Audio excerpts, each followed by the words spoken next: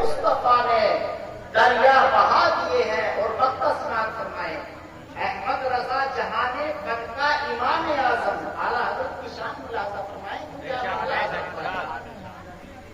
احمد رضا جہان بن کا امام اعظم، عشق نبی کا پیکر، اسرار دین کا محرم، اور اس کا کلام حسن شرع و ادب کا سنگم.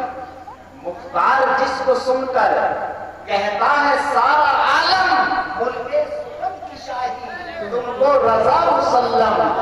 ملک سخن کی شاہی تم کو رضا مسلم. جس سمت آ گئے ہو سکے بٹھا دیے ہیں. جس سمت آ گئے ہو سکے بٹھا دیے ہیں. اور ان کے بعد پڑھیے اللہم صلی علی سیدنا و مولانا محمد مبارک وسلم. صلاۃ و سلام علیک یا رسول اللہ صلی اللہ علیہ وسلم. ہمارے ہم گرو ہیں ماسٹر اشرف علی صاحب، ان کے بڑے بھائی، میرے اپنے بڑے بھائی محترم معظم مکرم محتشم محمد اشرف علی صاحب بلّہ تقریباً آج سے 9 دن قبل اس دار فانی سے دار البقا کی طرف کوچ کر گئے. میں اپنے کریم رب کی بارگاہ میں اس کے کریم حبیب کا وسیلہ پیش کرتے دل کی گہرائیوں کے ساتھ دعا کرتا ہوں کہ پروردگار ان کے سر کے آتے زندگی کو حسنات میں تبدیل فرمائے. خالق اکبر ان کے تمام صغائر و کبائر گناہوں کو معاف فرمائے. اور میرا ایمان ہے کیونکہ میرا رب بڑا کریم ہے. اگر اللہ نے اپنے فضل و احسان سے، اپنے کرم سے ان کو معاف فرما دیا ہے تو اللہ رب العزت ان کے درجات کو مزید بلند و بالا فرمائے اور والا فرمائے. بروز قیامت رسول کونین صلی اللہ علیہ وسلم کی شفاعت عظمیٰ ان کو اور ہم سب کو نصیب فرمائے. حضرات، میں نے آپ حضرات کے سامنے قرآن عظیم و فرقان حمید جو چھوٹی چھوٹی 3 آیتیں تلاوت کی ہیں. اللہ رب العزت قرآن عظیم کی بہاروں میں ارشاد فرماتا ہے منہا خلقناکم وفیہا نعیدکم ومنہا نخرجکم تارۃ اخری. یہ قرآن کریم کی آیت مبارکہ ہے. اور اسی کو جب ہم اپنے کسی عزیز کو قبر میں اتارنے کے بعد اس پر مٹی ڈالتے ہیں تو اسی آیت کو پڑھا جاتا ہے. آخر اس میں حکمت کیا ہے؟ اس میں فلسفہ کیا ہے؟ اسی آیت پاک کو اللہ رب العزت قبر میں مٹی ڈلواتے وقت کیوں پڑھوا رہا ہے؟ اس کے فلسفے کو سمجھیں، اس کی حکمتوں کو سمجھیں. مطلب اللہ رب العزت کی رحمت انسان کے ذہنوں کو جھنجھوڑ رہی ہے، حاشیہ ذہن و دماغ پر اس بات کو کندہ کر رہی ہے کہ اے بندے ذرا اپنی حیثیت کو پہچان، اپنی اوقات کو پہچان، اپنے وجود کو دیکھ. آخر تیرے وجود کو کس چیز سے پیدا کیا گیا؟ ہاتھوں میں مٹی ہے. اللہ رب العزت پڑھوا رہا ہے پڑھ منہا خلقناکم، جس کا ٹرانسلیشن ہے جس کا ترجمہ ہے کہ ہم نے اسی مٹی سے پیدا کیا. یعنی جو ہاتھوں میں مٹی ہے، اب میرے رب کی قدرت فرما رہی ہے دیکھ تیرے ہاتھوں میں جو یہ مٹی ہے اسی مٹی سے پیدا کیا. اور آگے ایک بار پڑھا منہا خلقناکم، مٹی ہاتھوں میں نہیں ڈال دی، دوبارہ پھر مٹی ہاتھوں میں آ جاؤ، پھر مٹی ہاتھوں میں ہے. اب پڑھا جاتا ہے وَفِيهَا نُعِيدُكُمْ، اور دیکھ ہم دوبارہ اسی مٹی میں ملا رہے ہیں. اب پھر مٹی کو ڈال دیا گیا، پھر تیسری بار ہاتھوں میں مٹی ہے، مٹی ہاتھوں میں ہے. اللہ رب العزت کی قدرت پڑھوا رہی ہے، کہلا رہی ہے کہ وَمِنْهَا نُخْرِجُكُمْ تَارَةً أُخْرَى، کہ ہم دوبارہ پھر تجھے اسی مٹی سے نکال لیں گے، اسی مٹی سے پیدا کر لیں گے، اسی مٹی سے واپس کر لیں گے. اے انسان، اپنی اوقات کو، اپنی حیثیت کو، اپنے وجود کو پہچان. تو مٹی سے پیدا ہے، اور جو مٹی سے پیدا ہے اس کے لیے زیب نہیں دیتا کہ وہ زمین پر اکڑ کر چلے. جو مٹی سے پیدا ہے اس کو زیب نہیں دیتا کہ وہ گھمنڈ کر کے دکھائے. تو حضرات آج انسان موت کو بھولا ہوا ہے. آخر موت ہے کیا؟ موت کی سختی کیا ہوتی ہے؟ موت کی تکلیف کیا ہوتی ہے؟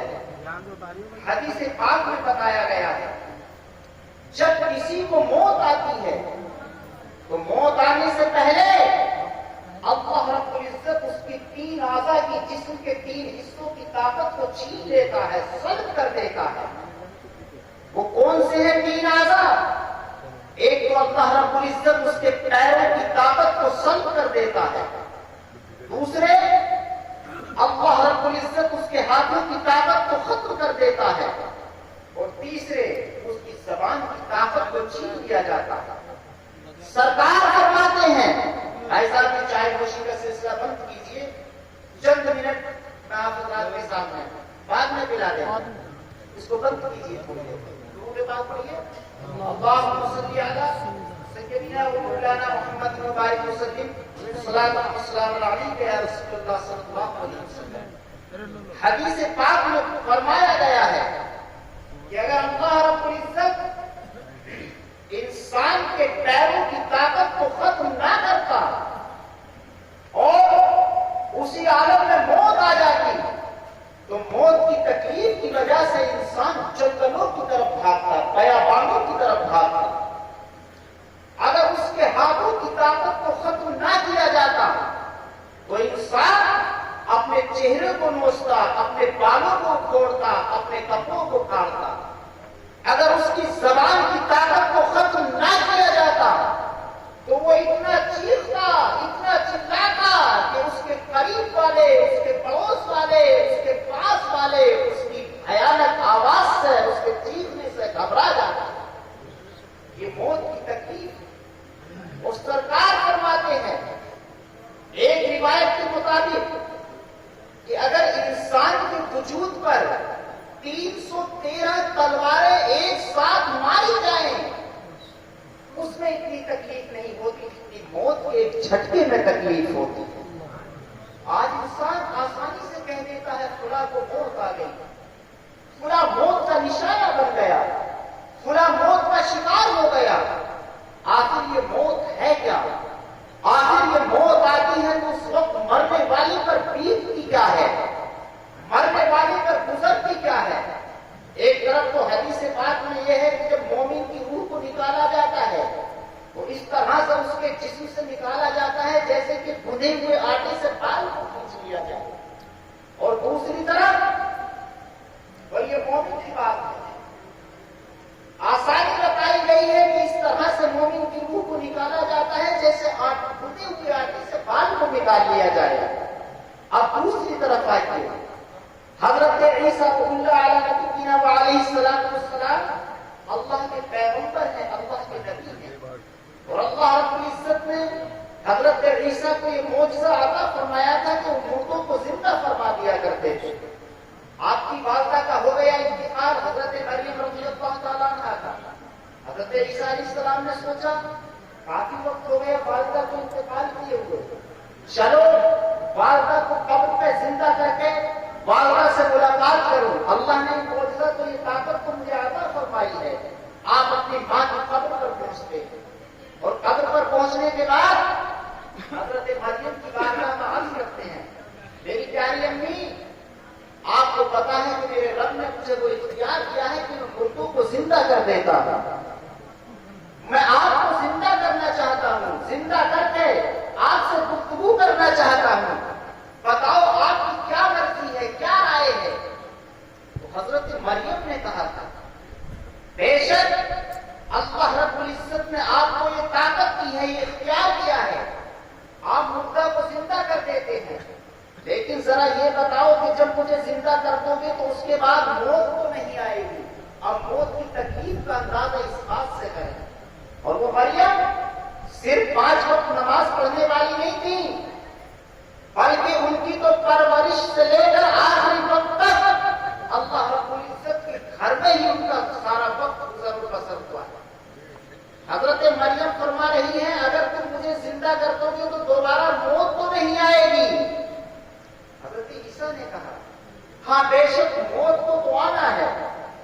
تو حضرت مریم نے کہا تھا اے عیسیٰ روح اللہ اگر موت آنا ہے تو میری خواہش یہ ہے کہ مجھے دوبارہ زندہ مت کرنا، اس لیے کہ ایک بار موت آنے میں جو مجھ پر تکلیف گزری ہے، جو مجھ پر دقت آئی ہے، پریشانی آئی ہے، اب وہ تکلیف دوبارہ برداشت کرنا وہ میرے ہمت کی بات نہیں ہے، میرے قبضے کی بات نہیں ہے، اتنی طاقت میرے اندر نہیں ہے کہ موت کی تکلیف کو دوبارہ برداشت کر سکوں. بتائیے حضرت مریم کہہ رہی ہیں تو آخر کیسی ہوتی ہے موت کی تکلیف؟ آئیے مصطفیٰ کریم رسول رحیم صلی اللہ علیہ وسلم کی بارگاہ میں عالم تصور میں حاضر ہوتے ہیں. سرکار آپ نے فرمایا کہ مومن کی روح کو اس طرح نکالا جائے گا جس طرح بھنے ہوئے آٹے سے بال کو نکال لیا جاتا ہے. اور حضرت مریم یہ فرما رہی ہے کہ موت کی ایسی تکلیف ہے دوبارہ برداشت نہیں کر سکتی، زندہ مت کرنا. سرکار فرماتے ہیں، سرکار کا کردار آج بھی جواب دیتا ہے. چلیے قرآن کی بہاروں میں اور پڑھیے سورہ یوسف کو، سوال کا جواب مل جائے گا. جب حضرت زلیخا حضرت یوسف علیہ السلام کے حسن پر شیدا ہوئی تھی اور آپ کو تانا دیا تھا مصر کی عورتوں نے، زلیخا ایک غلام پر شیدا ہے، غلام ملا ہے شیدا ہونے کے لیے، تو آپ نے کہا تھا تم نے اس کو دیکھا ہی نہیں ہے، اگر دیکھ لیتی تو تانا نہ دیتی، کہاں دکھائیے گا. اب حضرت یوسف علیہ السلام کے حسن کی دعوت دینے کے لیے، ان کا حسن دکھانے کے لیے حضرت زلیخا مصر کی ان عورتوں کو دعوت دیتی ہیں آئیے خلافت. اور جب وہ ساری عورتیں حاضر ہوتی ہیں، حضرت یوسف علیہ السلام کے چہرے پر نقاب پڑا ہوا ہے، پردہ پڑا ہوا ہے. آپ نے ان عورتوں کو کہا اپنے ہاتھوں میں ایک ایک کل لے لو، ایک ایک چھری لے لو، اور جیسے ہی اس نے یوسف تمہاری نگاہوں کے سامنے آئے اپنے پھلوں کو کاٹنا شروع کر دینا. اب حضرت یوسف علیہ السلام کو لایا جاتا ہے، آپ کے چہرے کو بے نقاب کیا جاتا ہے. ادھر مصر کی عورتیں چل رہے حسن کو دیکھتی ہیں، ادھر پھلوں کو کاٹنا شروع کر دیتی ہیں، پھل کٹ جاتے ہیں، ہاتھ کی انگلیاں کٹ جاتی ہیں، انہیں احساس ہی نہیں ہوتا. ایمان والو اپنی قسمت پر نازا ہو، اپنی قسمت پر رش کرو. جب مومن کو موت آتی ہے تو سرکار فرماتے ہیں جو میرا عاشق ہوتا ہے اس کے سامنے میرا چہرہ ہوتا ہے، چہرے کی زیارت کرتا رہتا ہے تو نکل جاتی ہے اس کو احساس. ورنہ سنیے وقت کی قلت ہے، بہت جلد اپنی گفتگو کو سمیٹنے کا. آج ہمارے سماج میں بڑی برائیاں پھیلی ہوئی ہیں، آج ہمارے ماحول میں بڑی بدعملی پھیلی ہوئی ہے. آج ہم نے اسلامی اصول و قوانین کو بالائے طاق کر دیا ہے. آج ہم نے اپنے بچوں کو قرآن کی تعلیم دلوانے سے محروم کر دیا ہے. وہ قرآن جس کے تعلق سے آپ حضرات سن بھی چکے ہیں کہ جس جگہ پڑھا جائے وہاں بھی اللہ کی رحمت کی بارش ہو، جو پڑھے جس سینے میں محفوظ ہو وہاں بھی اللہ کی رحمتوں کا نزول ہو. لیکن آج اسی قرآن کو جو ہے ہم نے پڑھنا چھوڑ دیا ہے. اس قرآن کی تعلیم کے زیور سے ہم نے اپنے بچوں کو آشنا کرنا چھوڑ دیا ہے. آج اگر کوئی اپنے بچے کو دین کی تعلیم حاصل کرانے کے لیے مدرسہ بھیج دے، دنیا سوال کرتی ہے تم نے اپنے بچے کو کس راستے پر چلا دیا. اگر اپنے بچے کو کالج اور یونیورسٹی بھیج دے تو یہ تمہارا بچہ دولت کے انبار لگا دیتا، تمہارے لیے بہترین مکان کا انتظام کرتا، تمہارے لیے بہت شہرت کے سامان مہیا کرتا، لیکن تم نے مدرسے بھیج دیا ہے. اور آج کا ماحول اگر مدرسے میں پڑھ لکھ کر یہ فارغ ہوا تو کرے گا کیا؟ یا تو مدرسے میں بچوں کو پڑھائے گا یا پھر مسجد میں امامت کرے گا. اور مدرسے اور مسجد کی تنخواہیں ہوتی ہی کتنی ہیں؟ 8 یا 10,000. جبکہ اس مہنگائی کے دور میں اتنے پیسوں سے ہونے والا کیا ہے؟ آخر تم نے اپنے بچے کو مدرسے میں کیوں بھیج دیا؟ اگر بھیجنا تھا تو کالج میں بھیجنا تھا، اگر بھیجنا تھا تو یونیورسٹی میں بھیجنا تھا. اگر یونیورسٹی بھیجے تو بچہ تمہارے لیے بہترین ایئر کنڈیشن روم تیار کرتا. میں کہتا ہوں اگر بچے کا معیار والدین کے لیے یہی ہے کہ وہ بچہ جو ہے اپنے والدین کے لیے بہترین مکان تیار کر کے دے تو شاہد اس کی ذمہ داری سے کہتا ہے یہ دنیا دار بیٹے دنیا کی کمائی سے دنیا میں مکان دیتے ہیں اور یہ حافظ قاری عالم بیٹے یہ بھی مکان دیتے لیکن دنیا دار بیٹے کا دیا ہوا مکان جو ہے وہ زمین پر ہوتا ہے، اور یہ ہم ساری بیٹے جو مکان دیتے ہیں وہ جنت کی بہار ہوتی ہے۔ جنت کی بات تو بہت دور چلی گئی، ادھر ہی آئیے۔ جب کسی پر نزا کا وقت مسلط کیا جاتا ہے، جب موت کا وقت آتا ہے، موت کے وقت میں جو تکلیف ہوتی ہے، سرکار فرماتے ہیں جب موت کسی کو آتی ہے تو حضرت ملک الموت اس کے سرحانے آ کر بیٹھتے ہیں، اور جب اس کی روح کو کھینچنا شروع کرتے ہیں، روح جو ہے وہ جسم کے ایک اعضاء میں ہر بال بیٹھتی ہوئی ہے، تو وہ ایک جھٹکا دیتے ہیں۔ وہ جب پہلا جھٹکا دیتے ہیں تو روح پیروں کی انگلیوں سے نکل کر پنجے میں آتی ہے، پھر جھٹکا دیتے ہیں، پنجے سے نکل کر ٹخنے میں آتی ہے، پھر جھٹکا دیتے ہیں، ٹخنے سے نکل کر گھٹنے میں آتی ہے، اور حضرت ملک الموت جھٹکوں پر جھٹکے دیے جا رہے ہیں۔ کیسے ہوتے ہیں یہ جھٹکے؟ کوئی مرنے والے سے ذرا پوچھے تو صحیح، آخر موت کی تکلیف کیا ہوتی ہے؟ حدیث پاک میں فرمایا گیا ہے اگر ہزاروں تلواریں ایک ساتھ کسی پر ماری جائیں تب بھی اتنی تکلیف نہیں ہوتی جتنی موت کے جھٹکے میں ہوتی ہے۔ ملک الموت وہاں پر جھٹکے دے رہے ہیں۔ آپ کہیں گے جب اتنی تکلیف ہوتی ہے، ہم نے تو انسانوں کو دیکھا ہے، اگر پیر میں کانٹا چھپ جائے تو تڑپ جاتا ہے، سسکیاں لیتا ہے، جب اتنی موت میں تکلیف ہے تو ہم نے کسی کو تڑپتے بلکتے سسکتے نہیں دیکھا۔ آج یہ سرکار کا فرمان سن لیں، اس سے سبق حاصل کر لیں۔ میرے آقا فرماتے ہیں، آمنہ کے لال فرماتے ہیں، سید الانبیاء والمرسلین صلی اللہ علیہ وسلم فرماتے ہیں جب حضرت ملک الموت انسان کی روح قبض کرنے کے لیے آتے ہیں، اور وہ جہاں بھی آ جائیں، جہاں پر اللہ رب العزت نے موت کو لکھ دیا ہے وہی آنی ہے، ان کے ساتھ بہت سارے فرشتے بھی آتے ہیں۔ سرکار فرماتے ہیں کہ وہ جو ساتھ میں فرشتے آتے ہیں وہ مرنے والے کو دبوچ لیتے ہیں۔ آقا فرماتے ہیں اگر مرنے والے کو فرشتے نہ دبوچیں تو وہ موت کی تکلیف سے اتنا اچھلے کہ اس کا جسم جو ہے وہ مکان کی چھت پہ جائے۔ حضرات کسی کے انتقال کا وقت آیا، اور جب باپ پر نزا کی تکلیف مسلط کی گئی، موت کی تکلیف ظاہر ہونے لگی، اس نے کہا میرے بچوں مجھ پر بڑی پریشانی کا پہاڑ ٹوٹ رہا ہے، میرے لیے کوئی سکون کا سامان کر دو۔ کسی نے کہا تیرے باپ نے تیرے لیے کیا نہ کیا، آخر اپنے باپ کے لیے سکون کا سامان کیوں نہیں کرتا؟ اس نے فریج کا پانی پلایا، اے سی کا بٹن آن کر دیا گیا۔ باپ کی روح کہہ رہی ہے میرے گھر والوں اس وقت مجھے سکون نہ تو فریج کے پانی سے ہوگا اور نہ ہی اے سی کی ہوا سے ہوگا، آخر سکون ہوگا تو مجھے اللہ کی کتاب قرآن سے ہوگا۔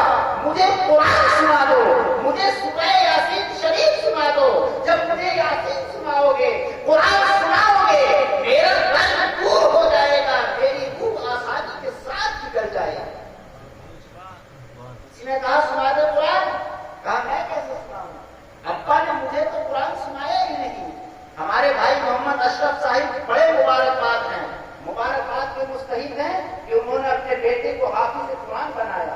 وقت کم ہے ورنہ بتاتا کہ حافظ قرآن کی فضیلت تو ہے ہی، والدین کی کیا فضیلت ہے۔ یہاں تک ہے سرکار فرماتے ہیں کہ اگر کوئی عالم دین کے نام پر اپنا نام رکھ لینا اس کی بھی مغفرت، عالم دین کی بستی میں رہے اس کی بھی مغفرت، عالم دین سے محبت رکھے اس کی بھی مغفرت، اور اگر عالم دین کے دوست سے دوستی کر لے اللہ رب العزت اس نسبت سے بھی اس کی مغفرت فرماتے ہیں۔ تو جب نسبتوں سے بخشے جا رہے ہیں تو جس کا بیٹا حافظ قرآن ہو پھر اس کی قسمت کے بارے کے نیاد نہ ہوں گے۔ رات میں عرض کر رہا تھا باپ کی روح تڑپ تڑپ کر کہہ رہی ہے، چیخ رہی ہے میرے بیٹو میری زندگی کا آخری وقت ہے، مجھے قرآن سنا دو۔ کہا اپنے باپ کو قرآن کیوں نہیں سناتا؟ کہا مجھے تو میڈیکل کی کتاب آتی ہے، میں قرآن کیسے سناؤں؟ مجھے تو میتھ کی کتاب آتی ہے، میں قرآن کیسے سناؤں؟ مجھے تو باپ نے MBBS کرایا تھا، مجھے تو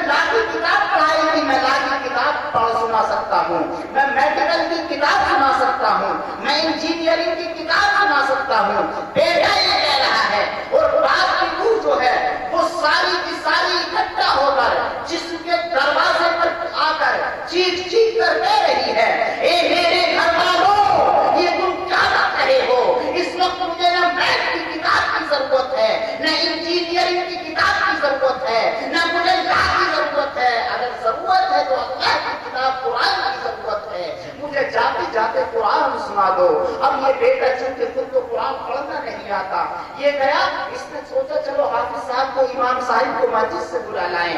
لیکن اتفاق سے امام صاحب بھی کہیں چلے گئے، بستی میں نکل گئے، کوئی بستی کے حافظ مل جائے. لیکن ایک حافظ صاحب میرے تب تک بہت وقت گزر چکا تھا، اور جب یہ حافظ صاحب کو پکڑ کر چلو میرے باپ پر نزا کا وقت ہے، آخری وقت ہے، سورہ یاسین شریف سنا دو.